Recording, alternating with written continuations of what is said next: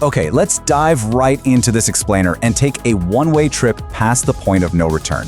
Today, we're going to try to understand exactly why some of the smartest physicists in history, I'm talking giants like Einstein and Hawking, have been completely baffled by what hides inside a black hole. We are not just looking at the outside today. Nope, we're crossing over into literally the strangest, most mathematically insane region modern physics has ever tried to describe. Since we're tackling a topic that fundamentally breaks the human brain, here's a quick map of the journey. We're going to cover crossing the event horizon, falling to the center, where physics breaks down, the information paradox, and finally, solutions in quantum gravity. All right, part 1, crossing the event horizon, also known as the point of no return. So, we begin our descent at the mathematical boundary known as the Schwarzschild radius. Now, this isn't a solid wall, right? It's not a shell. It's just a threshold where gravity gets so incredibly intense that the escape velocity actually exceeds the speed of light. To break free from the pole here, you would need to travel faster than roughly 300,000 kilometers per second. And since nothing in the universe can pull that off, nothing, not a spaceship, not radio waves, not even a single photon of light, can ever climb back out once it crosses this line. But here's what's truly mind-bending: the profound illusion of perspective. Because of extreme gravitational time dilation, an outside observer watching you fall would never actually see you cross the horizon. To them, your image would just slow down, turn red, and appear to freeze forever. But for you, the infalling astronaut, your clock ticks totally normally. You'd cross the horizon in a perfectly finite and, depending on the black hole, perfectly unremarkable amount of time. Which brings us to part 2, falling to the center, a one-way trip in space and time. Let's keep following our brave, hypothetical astronaut as they plunge deeper in.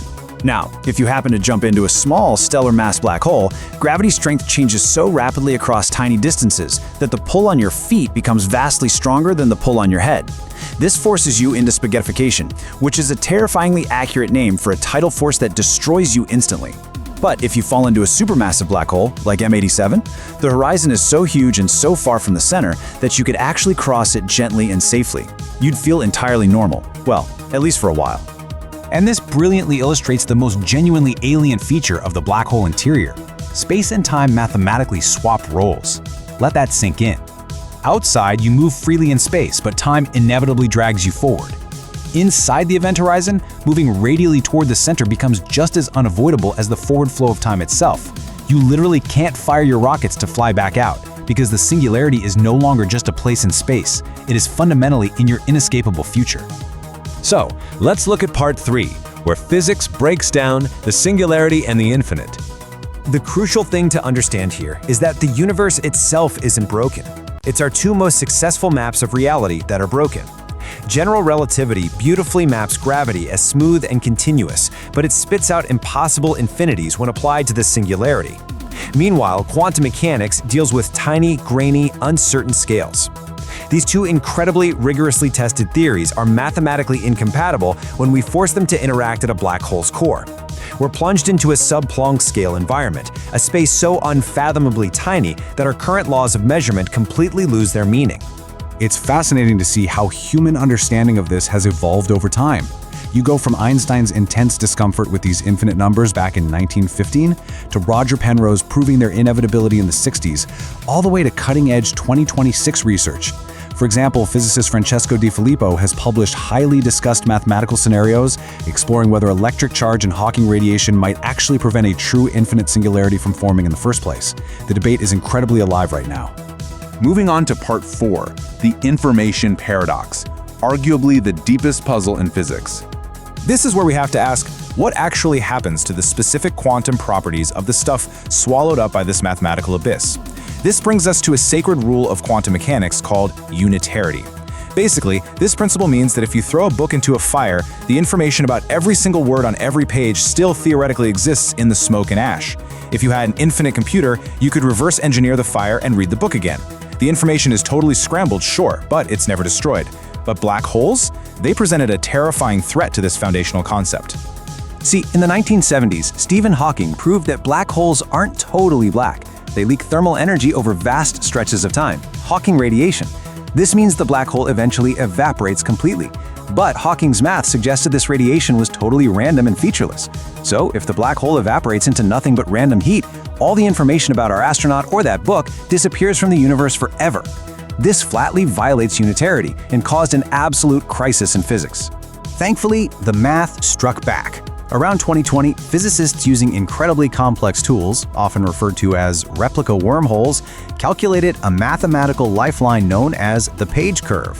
What this curve essentially proves is that information doesn't actually die in the dark.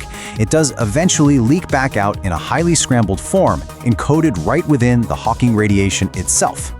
However, preserving that information is not without its own massive headaches. A team of physicists realized that trying to perfectly preserve quantum information while also maintaining a smooth, gentle horizon creates a mathematical contradiction. This is known as the 2012 Amps firewall paradox. They disturbingly suggested that saving the quantum rules might actually require a violent, high-energy wall of fire right at the event horizon. If that's true, our astronaut wouldn't cross gently, they'd be incinerated instantly, which completely contradicts Einstein's relativity. Which leads us to part 5, solutions in quantum gravity, our theoretical lifeboats.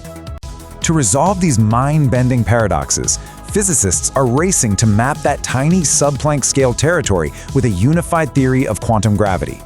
We're looking at 3 incredible theoretical lifeboats right now. First, string theory suggests fuzzballs, meaning the black hole is actually filled with a fuzzy quantum structure of vibrating strings. No singularity, no empty space inside.